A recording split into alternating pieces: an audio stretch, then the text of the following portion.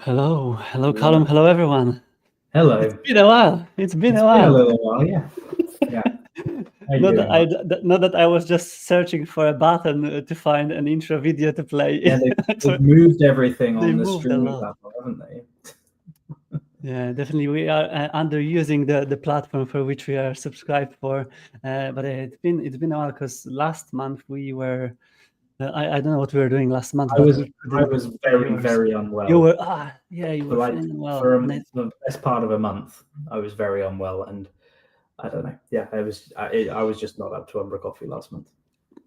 To be fair, and I do remember right now that I started to prepare everything, and then I also started to feel quite not Yeah. the best, and said, Yeah. "Oh, no, we need to skip," and it's just one opportunity in a month, and now we are here.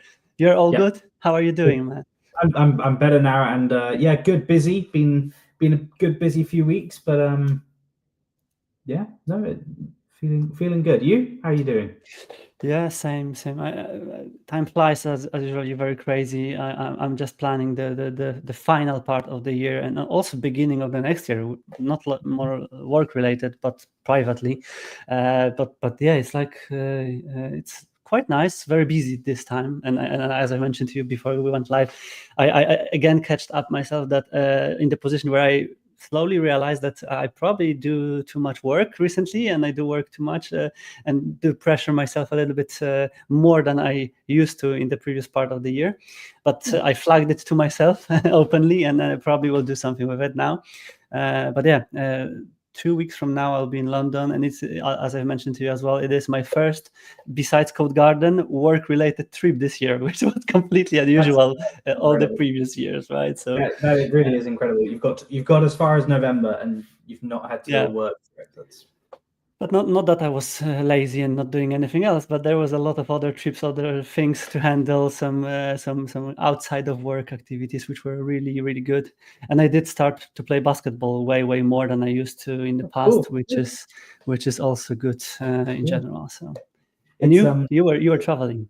Yeah, I've been traveling a lot. I mean, every 2 weeks for the rest of the year. 2 weeks in Europe, 2 weeks back. 2 weeks in Europe, 2 weeks back. Like, it's a bit insane, and I'm gonna take some time out at the start of next year to reset from that a bit less travel. But I was gonna say it's summer over here now, and so I've been trying to take more advantage of that. Like, I went and sat in the park for an hour and a bit today and just did some work from the park, and that's quite a nice way of, even if I am still working silly hours and working long days, like actually as a way of making the day feel like it's been a bit more enjoyable. So yeah, that's been good. I did plan to introduce walks into my daily routine, but I don't know why. Even though I moved to a house where I have a very beautiful forest nearby, but I can't just make it happen. I'm just not a walking person. I probably would prefer to run or do something else. Look, I totally get that. For me, like, I've been trying to set quite clear boundaries. At least one walk a day, either a lunchtime walk or a sort of end of Australian working day walk, and it's been good. It definitely does lift your mood a bit in the day, I think. I don't know if runs with kids to the kindergarten counts, because I have them daily, right? So that might be it. That might be my activity. That sounds like a stressful run, Marcin. It's both pleasant and stressful at the same time, depending how you look at it. But yeah, that probably counts. But yeah, where we can start then, Umbraco-wise, because again, I was busy still working with Umbraco most of the time. To be fair, I'm now involved in two very nice and interesting and big projects that are actively developed on top of Umbraco 16 latest. So the goal is there to update it to 17 as soon as it will be stable and released as official release. And yeah, it's been a pleasant and joyful experience, to be fair, recently, even though it was quite refreshing and different for me. And I know you were also sharing some knowledge and tips and walkthroughs from updating projects. We've done some upgrades, like cloud upgrade, even with a 16 site, and from the plane. Was it with plain Wi-Fi? It was incredible. Yeah, so really eye-opening experience for me. Done a bunch of upgrades, and I still don't like the 16 UI or the 17 UI. It's to me still too jarring.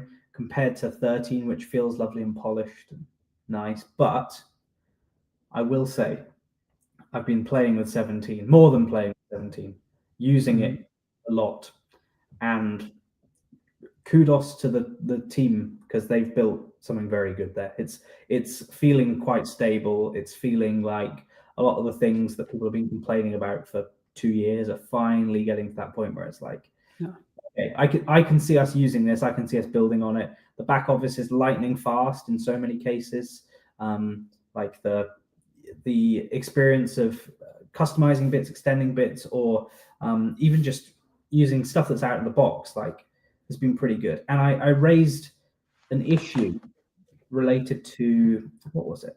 Oh yeah, so in like block list in, well, from 8 through the 13, you could use these special placeholders like $index to have the number, position that a block is in the list, and that's just not a thing in 14 plus new back office block list. So I raised an issue at like 4 in the morning in Europe, and by 6 p.m. it had been reviewed, triaged, PR'd, and merged by Lee and Jakob, and like that's amazing. That's really cool to see that going. And they, you know, really listened to the feedback I had. Like, this is the thing that I think is missing, and hopefully a lot of other people agree. And like, yeah, it just went straight in. So it feels like finally the team has been able to shift from being firefighting, fix things, we've got to get this ready, to like, oh yeah, sure, that makes sense, and we're just going to do it. So that's been cool. Yeah, I realized the same, because we were again actively working on some version that was also evolving over the time, and it had issues. We knew some of the issues, and we reported some of them. Then we were just constantly updating, and they were just disappearing, and that's quite nice to see. And yeah, I agree that it again still maturized even more than it was in the past. And now when we talk about utilizing some of Forms features or even cloud features, because we are now also having those 2 projects hosted on cloud, backend wise, at least back office wise. So that's the pleasant journey. And what do you like the most then out of developing against 17 versus 13 from the development perspective? So what I will say is, nothing's changed. Like, from my perspective as a backend dev, nothing's really changed. There's a few things that have been deprecated, obsoleted, changed, moved, renamed. But realistically, in my day-to-day work, the kinds of things that I would have been building anyway are the same. So that's awesome. I think the back office, realistically, it took some getting used to, but the approach makes sense to me now, the kind of web component-based approach. And I quite like, I've said before, how I can architect the application in the way that I would probably like to build a component-based application, and not how you did things with Angular, which was more leaning on like one big controller, one big view that does everything, and like just throw a bunch of code together. It feels more structured and more proper. I was going to say that the structure is probably the keyword that I use the most recently. It's like more structured and more .NET friendly still. Definitely, it feels like it. The one of the big lessons I've learned is that the way that Umbraco does stuff in core is not probably the way that you as a back office extender want to do things. So they do things in a very robust way that is great if you're building a massive system with 1,000 components in it. But if you're just building a dashboard, you can still cut a few corners, and it can stay fairly simple and lean, and you don't need all of this structure around it. So yeah, that's been interesting. I think there's room for some opinions on how people will do stuff in the back office. Yeah. But even though also working with the documentation from my point of view, as again, newbie to the new back office, it was like, okay, I want to disable preview button because we don't need it at the moment. Boom, a one-liner or one copy of the document, it works. The documentation has got very good. I mean, community teams back to help with that. And I think there's been a big effort from HQ over the last, 18 months to, again, get the docs up to scratch. But it feels like we've got docs for use cases now that never existed before. So yeah, that's true. Yeah. Yeah, I think we'll be summarizing it by the end of the year, the whole evolution of everything around Umbraco. And I just realized now, of course, again, surprise, the end of October. It was Oktoberfest. Did it help or did it not help? Did you follow any of the activities on pull request? My only motivation for doing Hacktoberfest has been Umbraco, really. T-shirt. No, like if the community's doing it, then that's fine. For the for this year where Umbraco is not actively participating in Hacktoberfest as a organization, that's been more interesting. Different. Yeah.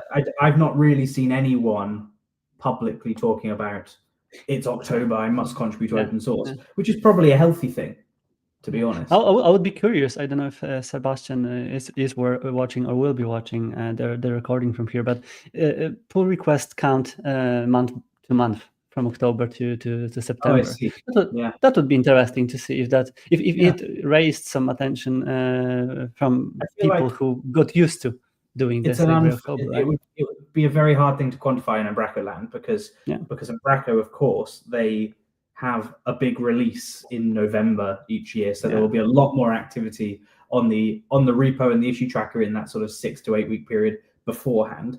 As far as like new contributors are concerned, I'm sure you'll see more new contributors. There's been that big fight over the last few years about quality of contributions in Hacktoberfest, like how many README changes are you going to get? And I feel like that's slowly being disincentivized, and maybe if Umbraco is not actively participating this year, maybe it's not. Maybe it's not at all. I don't know. It would be interesting to see. Yeah, and people who are watching us, let us know if you did contribute, if you did even follow Hacktoberfest at all. I guess this maybe came out. I don't know if it came out before when we last spoke or not. But Umbraco is doing their own like contribution season thing where they want people to produce examples and focus on more ways that we can share. How to do things, more practical stuff. Cool. Good to know, Seb. They want those kinds of contributions, less about like fixing stuff in the CMS or building packages. It's more like here's a handy snippet I've got, because they're building out this new community site that will that they will go on. So again, I don't know what the update's been for that. I've not been following. Exactly, but talking about releases, probably something what we haven't shared or briefly shared at some point back in the time is this new. Quite new, beautiful page for releases, and again, one of the tools that I used a lot to first of all just go to see what releases are being worked on, which one of them were released, but also the compare feature, which I use quite often on the slides for the clients to convince them to finally consider upgrading their solution. And a fun fact was that I got used to doing this so often on the previous site that I was just doing some screenshots and even mentioning, let's say, 45 features since version 14 to 17, and it was very far from true because it wasn't picking the right issues then. And this finally fixed this.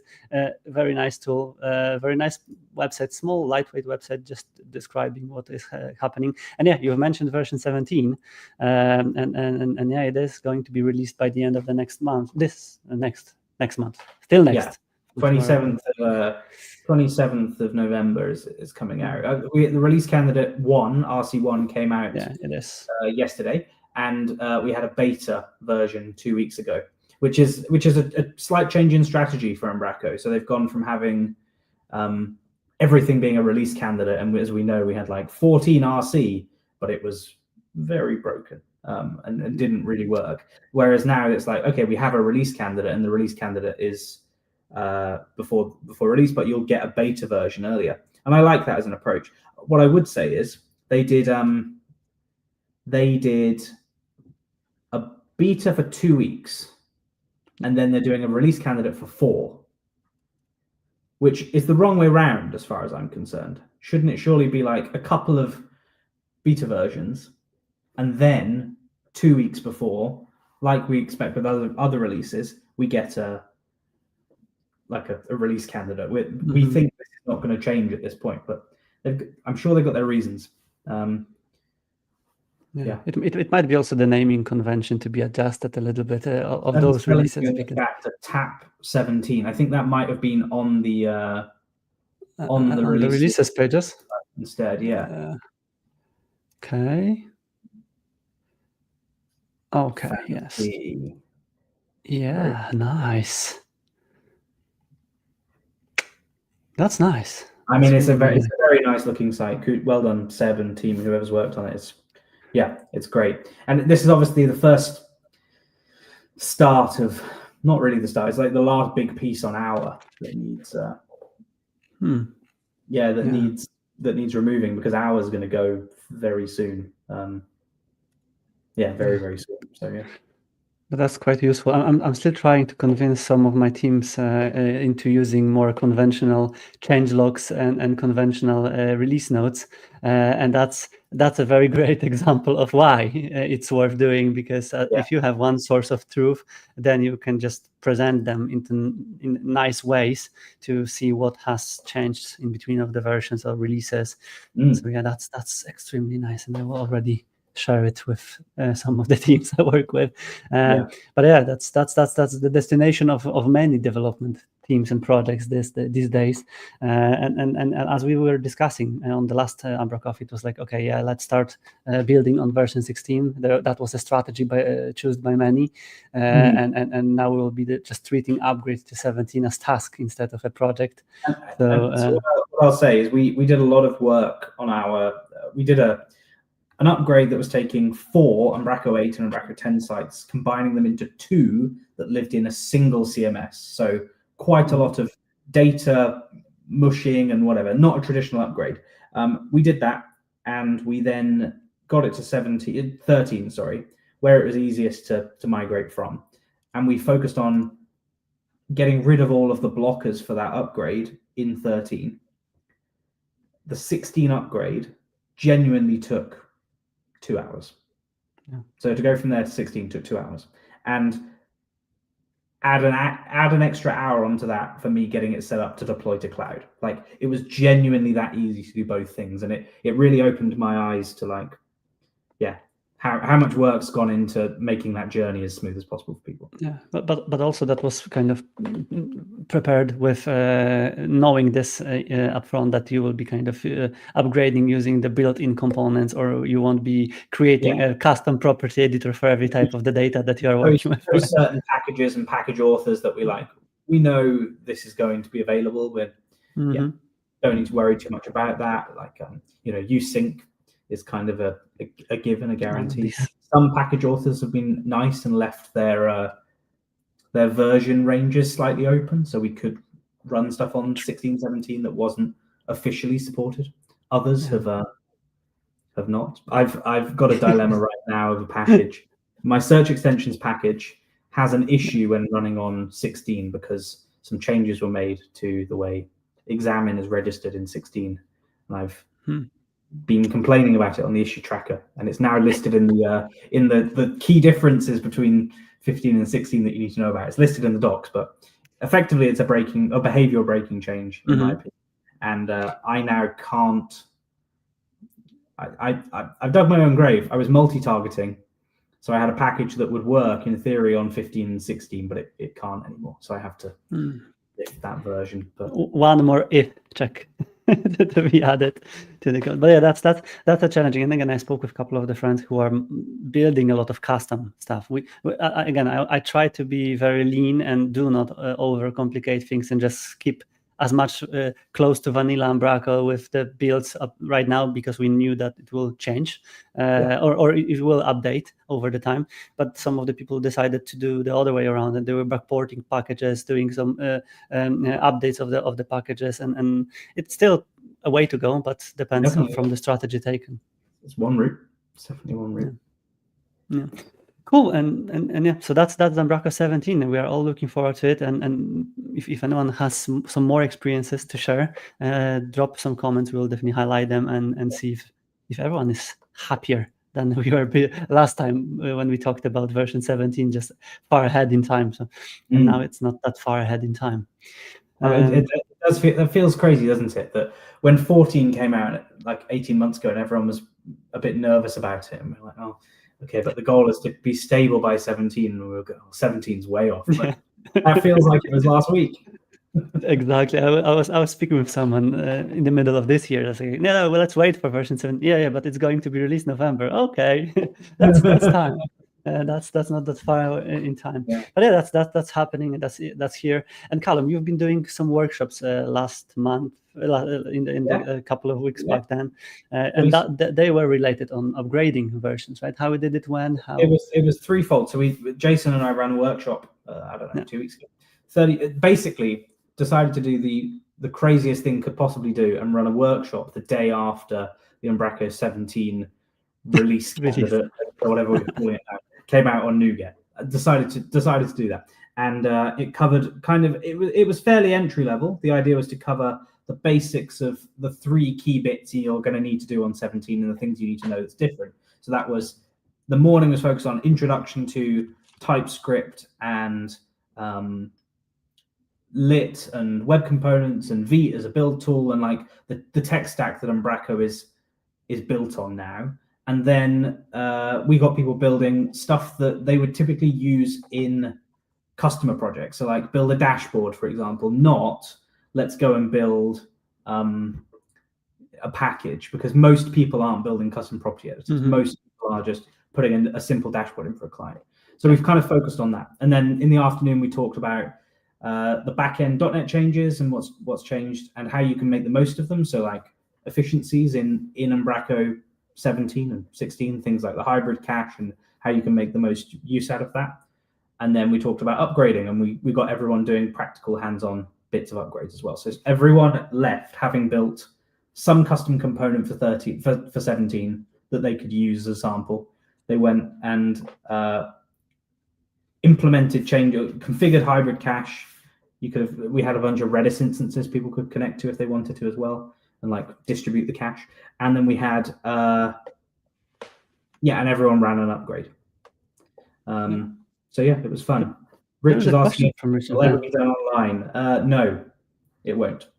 There was thoughts about it, but realistically, it required so much like individual, personalized hand holding. People, got to have all the right .NET versions installed and the right tooling and all kinds of stuff. No matter how well written beforehand to be like, you need to install all these things. Of course, people showed up without .NET installed or .NET 10 installed and all that sort of stuff. And had weird issues that were just on their machine. But no, we're looking at running it in a few other locations.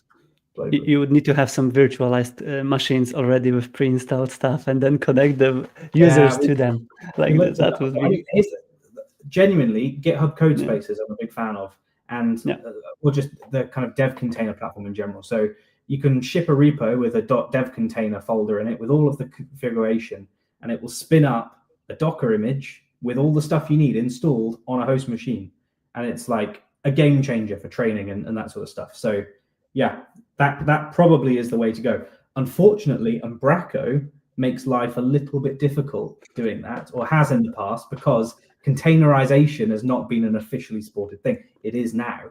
It's been a bit of a pain to get it running in code spaces. When I have some time, one of my tasks in my head that I'd like to do is get the Umbraco source code running in a code space again, because it did once upon a time. Warren did a great job of getting it running, and it doesn't work anymore. It's broken. But yeah, I swear by code spaces for stuff that like I don't want to have to install all the dependencies. Just get it up and running. It would be amazing for training. We'll see. We'll see. Anyway. And as you mentioned, there will be some opportunities and events to see and explore. That would be a on-site possibility to join it again. Talking about events and special occasions, of course, we have a Halloween, of course, we have the end of stuff, and we have Umbraco Tuesday today that you've just reminded me before going live. Couldn't find an Umbraco t-shirt. I have a very, tangent. I have a very strict dress code for myself where I will wear white, grey, blue, or black. only those Yep. colors, and I Yep. have the exact same T-shirt in multiple times from Yep. the exact same brand in all those colors because I Yep. don't care for choosing. Yep. Anyway, I'm doing the same, by the way.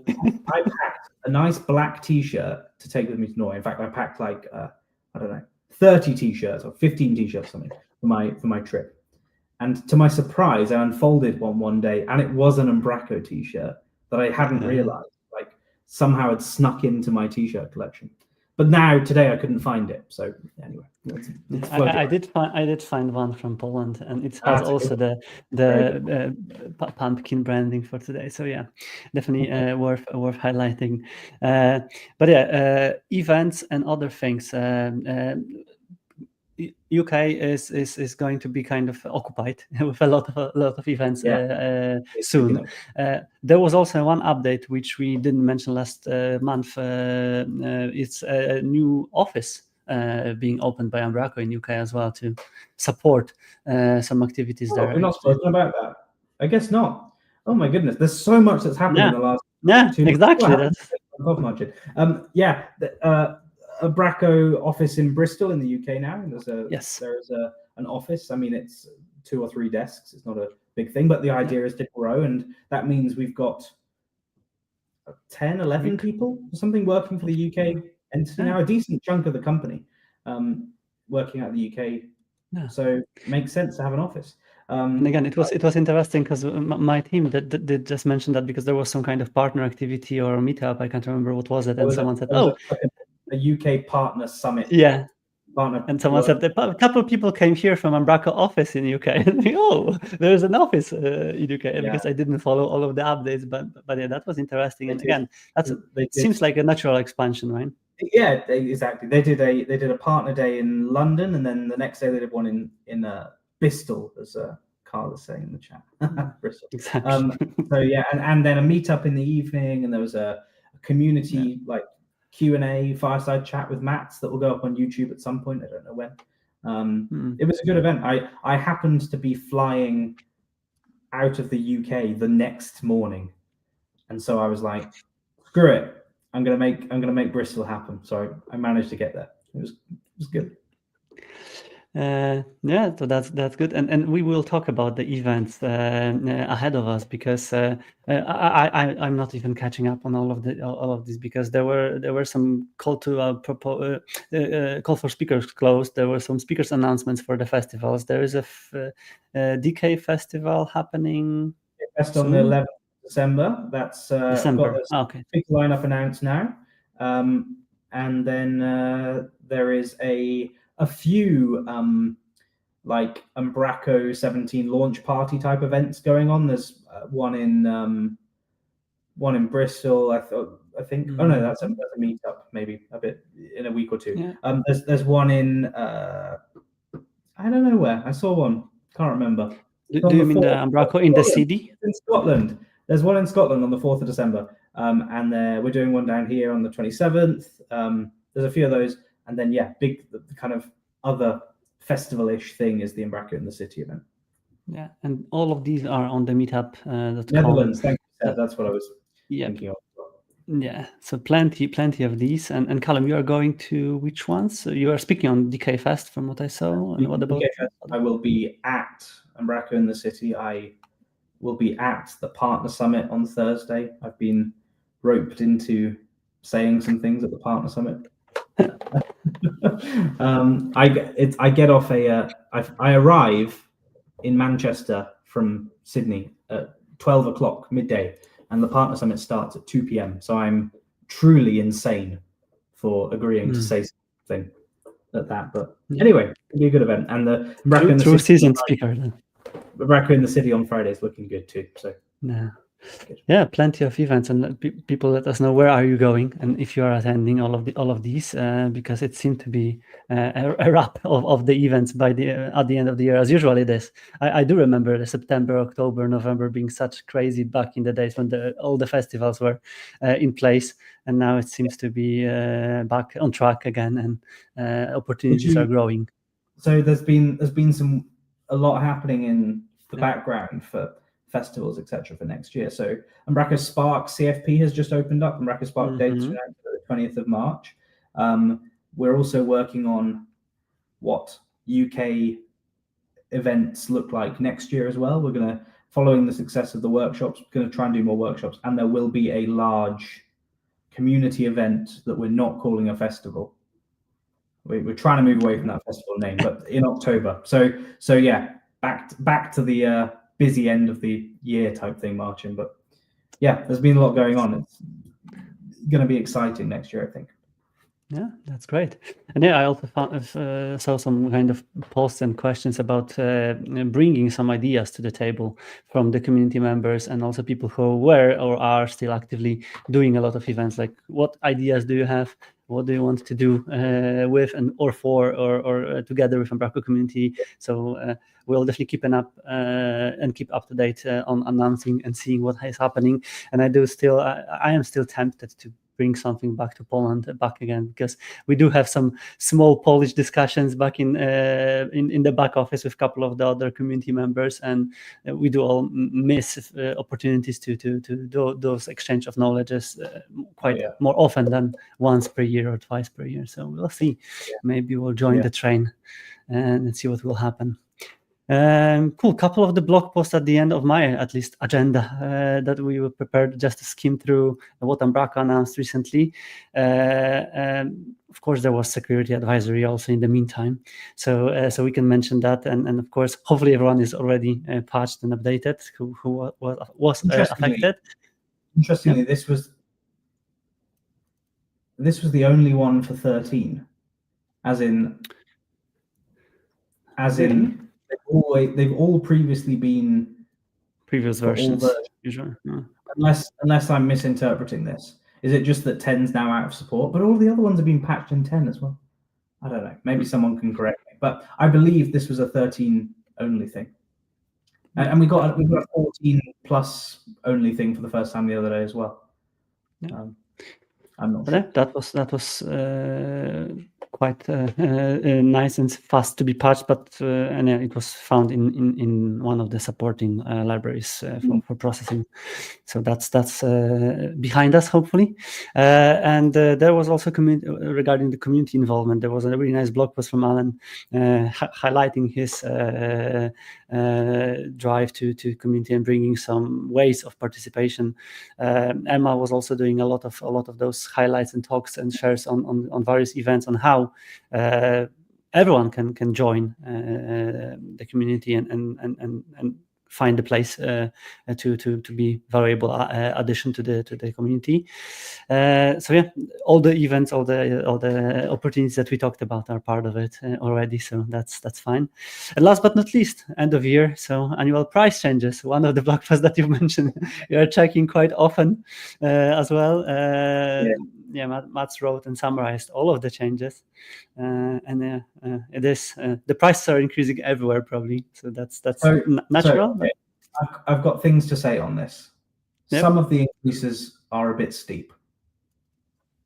Mm-hmm. Some of them they've reduced the prices on. So if you look at the Umbraco training, for example, which they've focused on bringing those to be on demand and like available on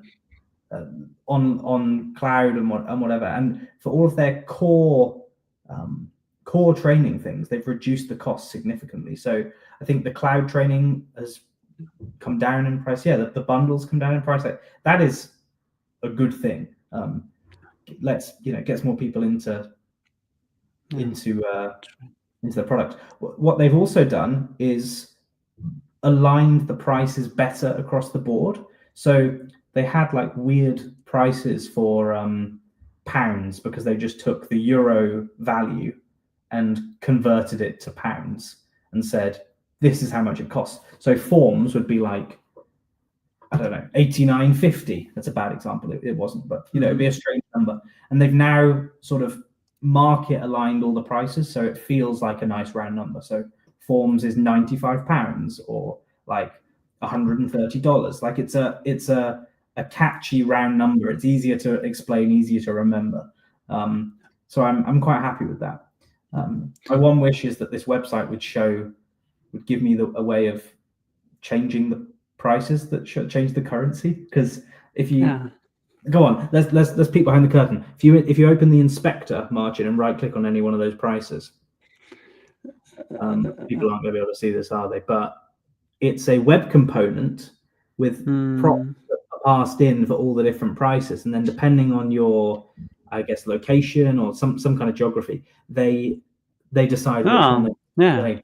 So maybe a drop down then. Yeah, a drop down.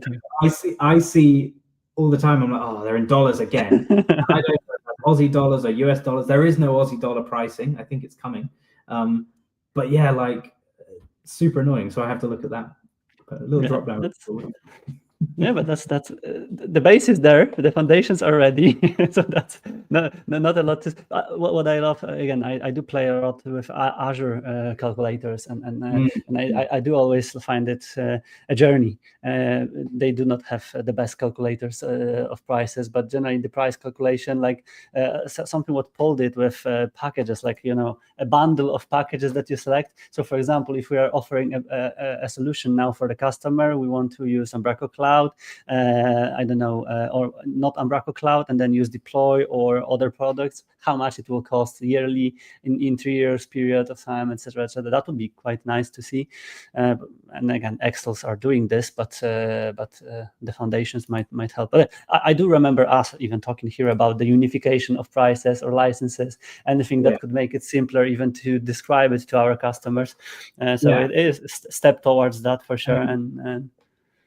Okay, I was going to say something. Doesn't matter. I'm just there's more stuff coming around pricing. That's only good news, I think. So okay.